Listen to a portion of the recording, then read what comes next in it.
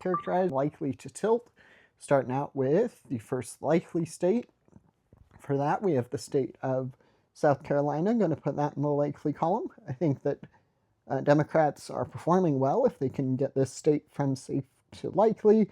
I think even in a best case scenario, it probably wouldn't go to lean. Maybe that's a possibility. I don't think it's the most likely situation, but that's going to be the call there in South Carolina. And then I think that might be the only one in the likely. And then we'll be going to the likely blue states in a best case scenario for Democrats. With that, we have the state of Minnesota, pretty safe in the likely column. Nothing too crazy here. The state generally has voted blue for quite a while, and I don't think that this election would be any different, especially with this hypothetical best case scenario for Democrats. And then another state that I think would probably go by a likely margin would be the state of New Hampshire. Going to put that in the likely blue margin. That brings Democrats to 45 seats to Republicans 44. And then the rest of these are going to be in the lean or tilt column.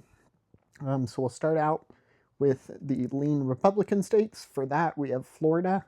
Going to put that. The state used to be one of the most competitive swing states. It also has a big population, so it had quite a few on the presidential level, had quite a few electoral college votes. Both parties fought hard for this state. Since Obama was able to win it, it hasn't gone blue in a while. The state had a Democratic senator a while ago, but he lost re-election, and the state hasn't elected a Democrat to the Senate or gubernatorial position in a while. The state's drifted further and further to the right, and Republicans have even seen gains and even county flips in counties that used to be reliably Democrat, like Miami-Dade, have even flipped to vote red. So I think in a best case scenario for Democrats, it would narrow from likely to lean, but that's going to still be a seat for the Republicans. And then we have the state of Montana.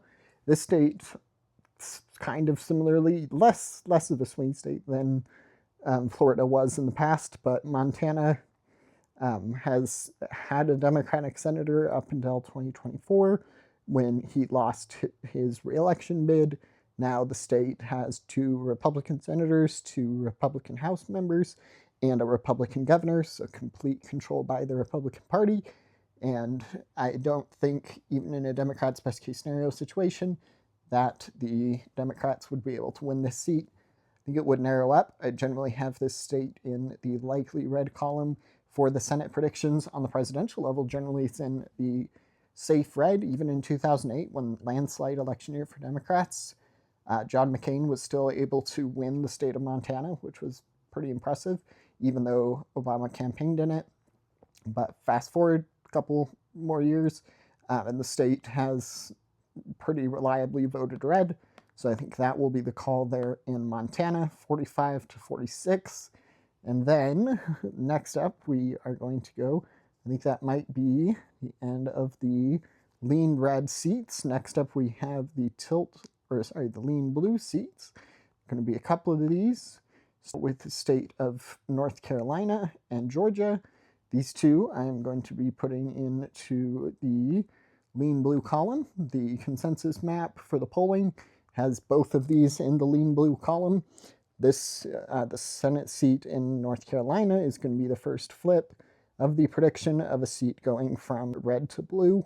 That's going to be the call there. First pickup by the Democrats, 47 to 46. And then a couple other states would probably also end up being in the lean blue column.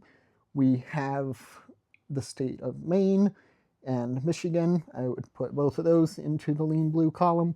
Those two, I think, will be able to go by a lean blue margin in a Democrat's best case scenario prediction. It's going to be the 2 states there. Second flip of the prediction comes with the state of Maine, Susan Collins' seat, ultimately flipping to the Democrats in a lean blue margin.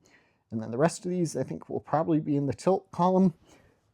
We have the states of, well, actually, there's one more. I think Ohio would probably go by a lean blue margin in Democrats' best case scenario. Like I said, definitely don't think this is what will actually happen on the Senate level, but the Democrats' best case scenario, I think that would probably be the call there. And then we have 4 states left. Alaska. I would probably put that in the lean blue column as well. That's going to bring Democrats to 51 seats. And then we have Nebraska, Iowa, and Texas. I think in a Democrats' best case scenario that they would be able to narrowly win Texas. I think it would be by a tilt blue margin, but that would be the call there. That's going to bring Democrats to 52 seats. And Nebraska, there actually isn't a Democrat that was running, dropped out, and endorsed Dan Osborne in order to create a unified opposition to the Republican senator. And I think that Dan Osborne will probably lose his election like he did 2 years ago, but I do think in a Democrat's best case scenario, he could narrow it from what was generally somewhere in the likely or lean red margin to tilt, but that's going to be the call there. And then Iowa, I think this state would end up going by a tilt blue margin in Democrats' best case scenario. That's going to be the call there in the state of Iowa, and that brings Democrats to 53 seats to Republicans 47. Like I said, this isn't a prediction of what I think will happen. This is just a hypothetical prediction estimate of what it would be like if Democrats had an amazing year.